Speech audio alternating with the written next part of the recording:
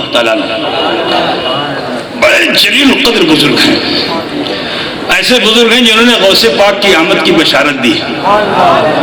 حضرت بایزید بسطامی ماحو الدنیا میں فرماتے ہیں کہ جب میں نے سلوک کی منزلیں طے کر لی، عالم ناسوس سے عالم لاہور تک کی ساری منزلیں طے کر لی، تو میرے دل میں خیال آیا تقاضے بشری کے تحت کہ لاؤ دیکھوں میرے اور نبی کے درمیان فرق کتنا ہے، میں کہاں تک پہنچا ہوں۔ بشری تقاضا ہے، یہ ناپنے کا مزاج بنتا ہے، پیمانہ انسان کے ذہن میں ہوتا ہے۔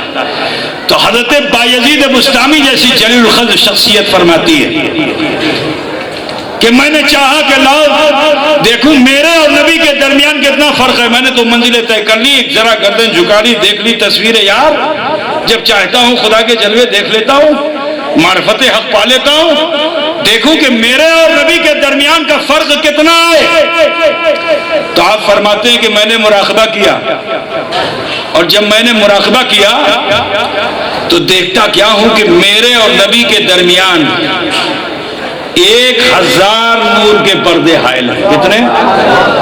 1000 نور کے پردے حائل ہیں۔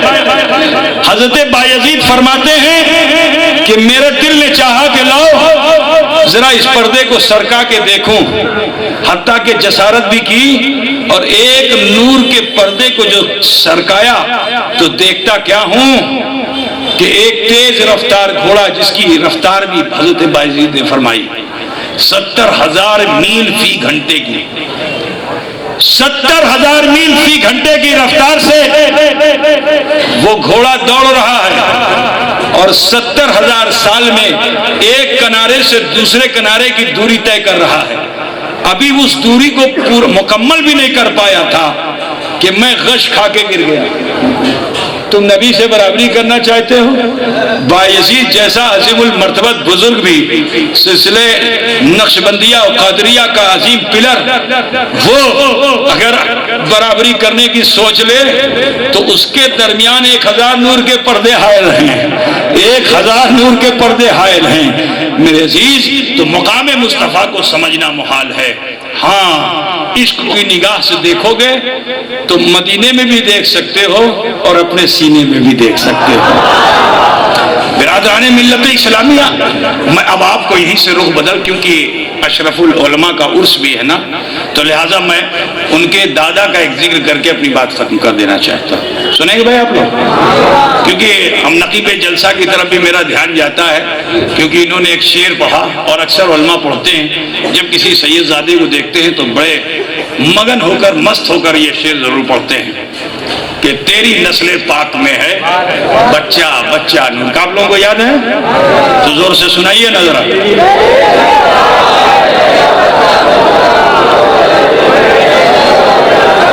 دیکھیے اسٹیج سے لے کر پیچھے تک ہے نا، یہ شعر ایسا ہے کہ سب کو یاد ہے، لیکن آج میں آپ کو بتانا چاہتا ہوں یہ شعر کس موقع اور کس محل پہ پیش کیا گیا۔ آپ لوگ سنیں گے بھائی؟ سنیں گے نا؟ یہ شعر کس محل پہ اعلیٰ حضرت فاضل بریلوی نے پیش کیا، باقی کو سن لیجئے، بات ختم کر دوں گا، ہے نا۔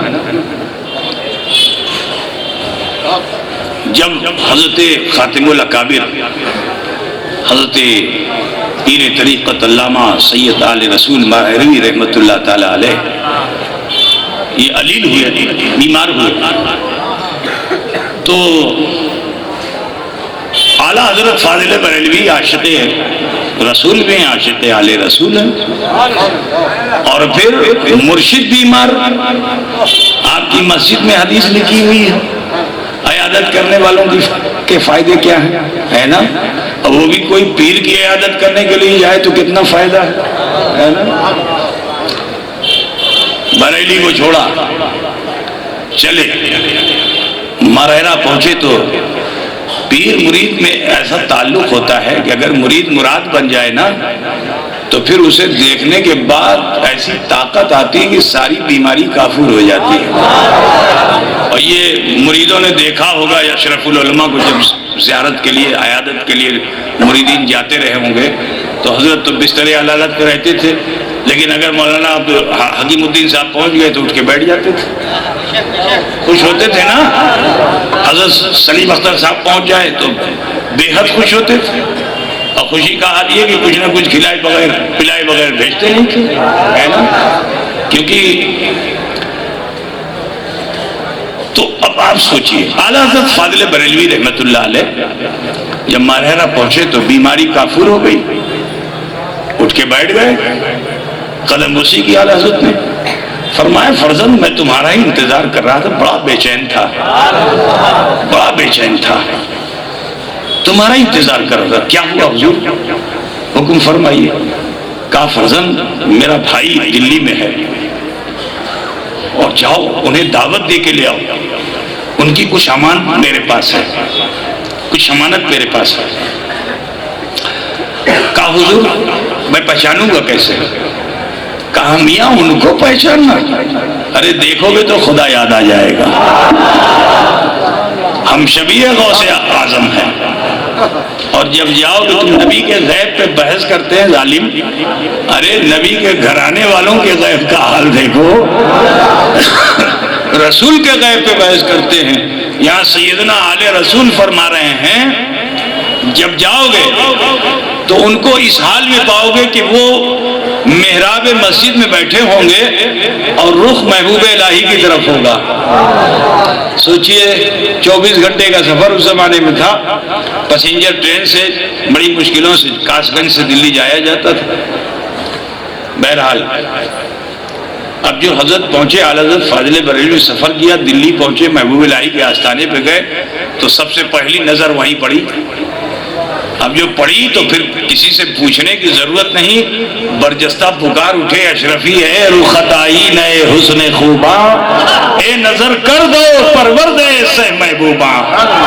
اے اشرفی آپ تو خوبیوں کا آئینہ دار ہیں، ایسا کیوں نہ ہو، کیونکہ آپ کو تو تین محبوبین نے اپنی آغوش رحمت میں پالا ہے۔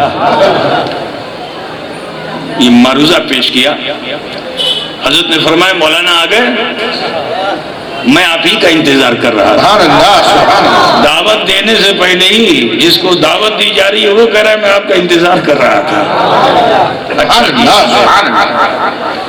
سفر ہوا، اب پھر جب ماہرہ پہنچے تو خون جب دیکھتا ہے تو جوش مارتا ہے نا، اب وہ بھی نور والا خون، اس کے جوش کا حال کیا ہوگا؟ حسنی حسینی خون، ماہرہ حسینی، کچوشا حسنی، اب جب حسنی حسینی ملے ہوں گے تو عالم کیا ہوا ہوگا؟ میرے عزیز یہ دونوں نور والے جب ملے تو بیماری کافور اٹھ کے کھڑے ہو گئے، دروازے پہ آگے، معلوم ہوا آگے، دروازے پہ آگے ریسیو کیا، معانقہ کیا، اور پھر لے گئے اپنی مسند پہ بٹھانا، خود بھی بیٹھے سامنے اعلیٰ حضرت فاضل بریلوی زانوِ ادب طے کر کے بیٹھے ہوئے، مرشد سامنے، بے ادب مرید تھوڑی تھے جی، وہ تو ایسے مرید تھے کہ حضرت سیدنا علیہ رسول مارہوی سے جب پوچھا گیا کہ اللہ کے رسول کی بارگاہ میں رب کیا جواب دیں گے، کہا جواب کیا دینا ہے، جب جاؤں گا تو یہی کہہ دوں گا کہ میری سب سے بڑی نیکی احمد رضا ہے، میں اسی کو لے کے آیا۔ تو ایسے مرید نہیں مراد تھے، وہ سامنے بیٹھے ہوئے ادب کے ساتھ، نگاہیں جھکی ہوئی ہیں، مرشد کو دیکھنا آسان تھوڑی ہوتا ہے، نگاہیں جھکی ہوئی ہیں، ادب کے ساتھ بیٹھے ہوئے ہیں، لیکن عشق کہہ رہا ہے احمد رضا آنکھیں کھولو، احمد رضا آنکھیں کھولو۔ اب عشق اور محبت کے درمیان، عقیدت کے درمیان یہ اختلاف چل رہا ہے، عشق کہہ رہا آنکھیں کھولو، عقیدت کہہ رہی نہیں، ادب کے خلاف ہے، حتیٰ کہ عشق جو ہے عقیدت پہ غالب آ گیا۔ اب جو عشق عقیدت پہ غالب آیا تو تھوڑی سی آنکھیں کھولی، اب جو تھوڑی سی آنکھیں کھولی تو دیکھتے کیا ہیں کہ ان دونوں شہزادوں کے بیچ میں ایک طرف تو حضرت سید علیہ رسول مارہوی ہیں، اور دوسری طرف اعلیٰ حضرت تشریفی میاں ہے، ان دونوں کے بیچ میں ایک صورت نظر آ رہی ہے، ایک صورت نظر آ رہی ہے، تو اب خاموش نہ رہ سکے، پکار اٹھے، یہ راز سینے میں نہ رکھ سکے، زمانے میں بانٹ دیا، یہ راز سینے میں نہ رہ سکے، زمانے کو تقسیم کر دیا، یہ عرض کیا یا رسول اللہ تیری نسل پاک میں ہے بچہ بچہ نور کا، تو ہے عین نور، تیرا سب گھرانہ جاءکم من اللہ نور و کتاب مبین، تحقیق کے تمہارے درمیان آیا نور اور روشن کتاب۔ برادران ملت اسلامیہ، آپ سے کہنا یہی ہے کہ وہ نور والے مصطفیٰ ہیں کہ جو نسبتیں رکھ لیتا ہے مصطفیٰ جان رحمت کے نور سے، وہ بھی نورانی ہو جاتا ہے، وہ بھی نورانی ہو جاتا ہے۔ مسلمانوں، جشن عید میلاد النبی منعقد کرنے والوں اور شرکت کرنے والوں، تم سے یہی کہنا ہے تہذیب اپنی بدل دو، معاشرے کو بدل دو، کلچر کو بدل دو، کامیاب ہو جاؤ گے۔ مختصراً ایک دعوت پیش کر دوں کہ اللہ کے رسول صلی اللہ علیہ وسلم مدینے میں ہیں، صحابی کا عشق ہے کہ آپ رات کے وقت برسات ہو چکی، اس کے باوجود بھی محفل رسول چھوڑنے میں کوتاہی نہیں کر رہے ہیں، جانے کا ارادہ کرتے ہیں۔ بیٹے نے عرض کر دیا بابا کہاں جائیں گے؟ بارش ہو چکی ہے، راستے میں کیچڑ، گر جائیں گے، چوٹ آ جائے گی، صبح چلے جائیے گا۔ باپ نے جلال میں کہا بیٹا کیا کہتے ہو، نبی کی محفل میں جانے سے روکتے ہو؟ کیا تم مجھے گارنٹی دیتے ہو کہ صبح زندہ رہوں گا؟ بیٹا بھی خاموش ہو گیا۔ اب باپ بیٹے دونوں چل پڑے، سرکار کی بارگاہ میں پہنچے، مسجد نبی میں پہنچے، جہاں جگہ ملی بیٹھ گئے۔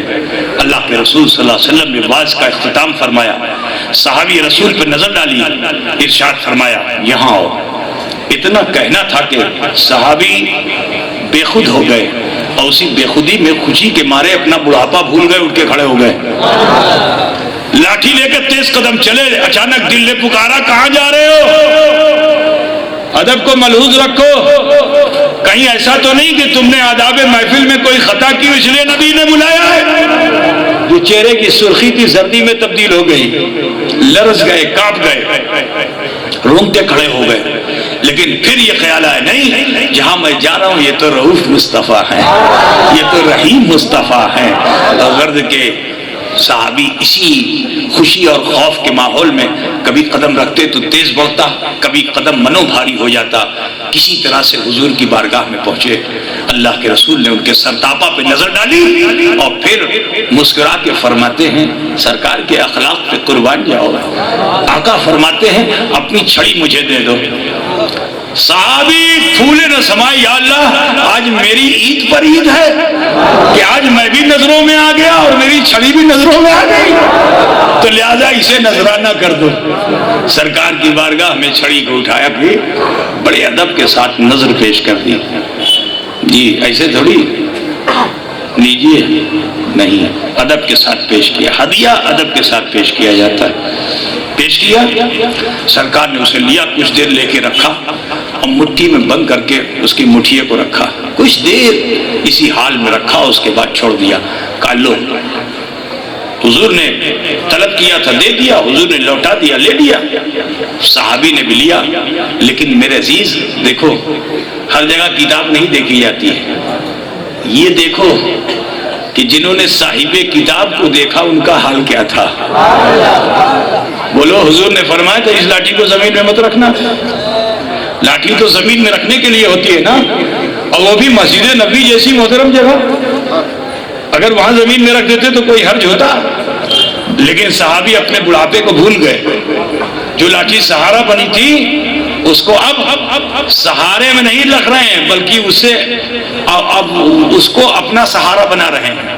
میرے عزیز، زمین پہ نہیں، مسجد نبی جیسی ریاض الجنہ میں بھی نہیں ٹکا رہے، کہا نبی نے چھو دیا ہے، لہذا یہ زمین سے نہیں لگے گی، یہ بلند رہے گی۔ تو عزیزو، جس طرح آپ جھنڈا اٹھاتے ہیں، علم اٹھاتے ہیں نا، جس طرح آپ مشال اٹھاتے ہیں، ایسے صحابی نے اسے اپنے ہاتھ میں اٹھا لیا۔ محترم چیز کو زمین پہ تو نہیں لگنے دیا جاتا نا، ابھی حضرت کا رومال آپ کو مل جائے تو گھسیٹ کے لے جاؤ گے، اس کو اٹھائیے تو لے جاؤ گے نا۔ حضرت پیر طریقہ سید محی الدین اشرف صاحب کی چھڑی آپ کو مل جائے گا تو کیا کرو گے؟ اس کو عزت کے ساتھ لے جاؤ گے نا۔ تو میرے عزیز پتہ کیا چلا؟ جو چیز تبرک ہو جاتی ہے اسے زمین سے نہیں لگایا جاتا، سر پہ رکھا جاتا ہے نا، بلند کر کے رکھا جاتا ہے۔ تبرک کو لے کر کے جیسے ہی باہر نکلے، اچانک اندھیرے میں جو پہنچے تو پوری چھڑی میں روشنی، راستے کو پا لیا۔ آگے بڑھے تو دیکھا کیا کہ ایک صحابی کیچڑ میں پیر ادھر ادھر رکھ رہے ہیں۔ قریب گئے کہ بھائی دیکھو مسلمان صلہ رحم ہوتا ہے، آج تمہیں لڈو ملے گا تو تم اپنے پڑوسی کو دو گے نہیں؟ ابھی میلاد کا لڈو مل جائے گا تو ایک ہاتھ میں لے کے دوسرا ہاتھ پھر پیش کر دو گے، لیکن دوسرے کو نہیں دو گے، خود کھانے کے چکر میں نہیں۔ مسلمان صلہ رحم ہوتا ہے، خود نہ کھاؤ دوسروں کو کھلاؤ، یہ ہے اخلاق مصطفیٰ۔ نبی خود نہیں کھاتے تھے، دوسروں کو کھلاتے تھے، یہ ہے خلق مصطفیٰ۔ میرے عزیز ذرا خیال کیجئے کہ رسول کائنات صلی اللہ علیہ وسلم کے وہ عظیم المرتبت صحابی ہیں، آگے بڑھے دیکھا صحابی کیچڑ میں، فوراً گئے کہا میاں اندھیرے میں کیوں چلتے ہو؟ دیکھو نا رسول پاک نے ہمیں جب یہ روشنی عطا فرما دی ہے، اور اسی روشنی کے سارے ہم دونوں راستہ طے کرتے ہیں۔ بہت مختصر، لمبی بات نہیں کرنا ہے مجھے۔ چوراہے پہ پہنچے، راستہ بدل رہا ہے۔ اب راستہ بدل رہا ہے تو جس کے پاس روشنی والی چھڑی نے کہا بھائی صاحب آپ جائیے، یہاں سے مجھے راستے کا اندازہ ہے، میں گھر چلا جاؤں گا۔ انہوں نے کہا یہ کیسے ہو سکتا ہے؟ میں روشنی میں جاؤں اور آپ کو اندھیرے میں چھوڑ دوں؟ نا، اٹ از امپاسبل، یہ نہیں ہو سکتا، میں آپ کو آپ کے گھر چھوڑ کے آؤں گا۔ کہا تو پھر یہ کیسے ہوگا کہ میں گھر میں چلا جاؤں اور آپ کو راستے پہ چھوڑ دوں؟ غرض کہ یہ محبت کی تکرار تھی، یہ پیار کی تکرار تھی، آپس میں دونوں اس طرح نہیں ہاں ہاں کرتے کرتے قریب ہوتے چلے گئے، حتیٰ کہ دونوں نے ایک ساتھ اپنے ہاتھ کو جو اٹھایا اسی ہاتھ میں چھڑی تھی، ایک کی چھڑی دوسرے کی چھڑی سے ٹکرا جاتی ہے، ٹکرانا تھا کہ اس میں بھی روشنی آ گئی۔ حضور ایسے نور والے ہیں، سوکھی چھڑی بھی ٹکرا جائے تو وہ بھی نور والی ہو جاتی ہے ایک لمحے کے لیے۔ یہ واقعہ تو آپ نے علماء سے سنا ہے، میں نے اس واقعے کو اس لیے پیش کیا ہے کیونکہ یہیں سے ہم کو سبق لینا ہے۔ مسلمانوں ذرا خیال کرو کہ حضور ایسے نور والے کہ ایک خشک چھڑی اگر حضور کے ہاتھوں میں آ جائے تو وہ نور والی ہو جائے، اس سے تھوڑی دیر نسبت اگر دوسری چھڑی کو حاصل ہو جائے تو وہ نور والی ہو جائے۔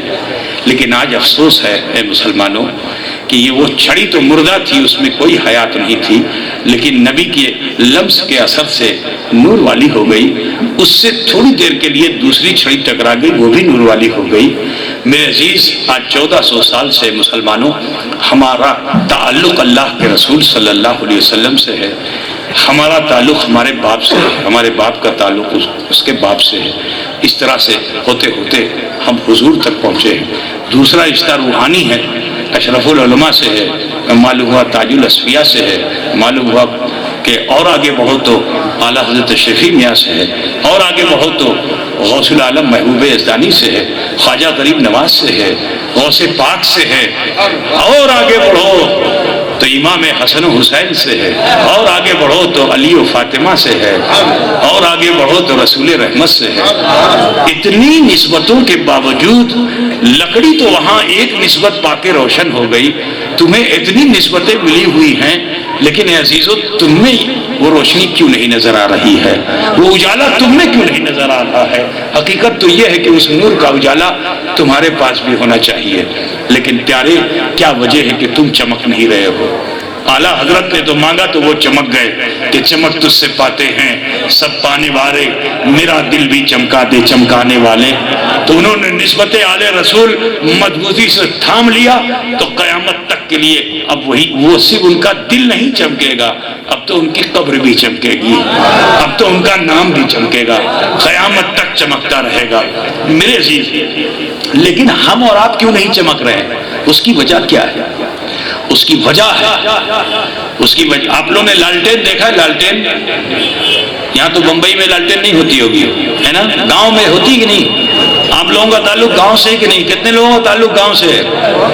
سبھی 100% ماشاءاللہ سب گاؤں ہی والے ہیں نا؟ تو وہاں تو ضرور ڈھبری وبری دیکھی ہوگی نا، لالٹین ڈھبری سب دیکھا ہے نا؟ تو لالٹین میں ایک شیشہ ہوتا ہے، اس کے نیچے ایک ڈبہ ہوتا ہے، اس میں تیل ہوتا ہے، اس میں بتی ہوتی ہے، ایک چابی ہوتی ہے، اس کو کلا بولتے ہیں، ہے نا؟ کبھی کبھی بتی ٹیڑھی ہو جاتی ہے تو اس میں سے دھواں نکلنے لگتا ہے، وہ دھواں شیشے پہ چڑھتا چلا جاتا ہے، اس کی وجہ سے شیشہ کالا ہو جاتا ہے. اب جب شیشہ کالا ہو گیا تو روشنی اندر ہے مگر اجالا باہر ہے.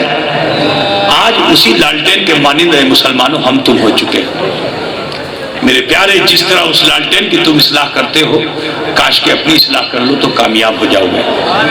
جس طرح اس لالٹین کو کہ شیشے کو اتار کر کے آپ قینچی سے کاٹ کر کے شیشے اس بتی کی لو کو درست کر دیتے ہو اور پھر شیشے پر کپڑے کا ماجھا لگا کر کے اسے صاف کر دیتے ہو اور پھر شیشے کو ڈال دیتے ہو، تو جس طرح وہ لالٹین اندر بھی چمکتی ہے، روشنی باہر بھی دیتی ہے، اسی طرح تم بھی چمک سکتے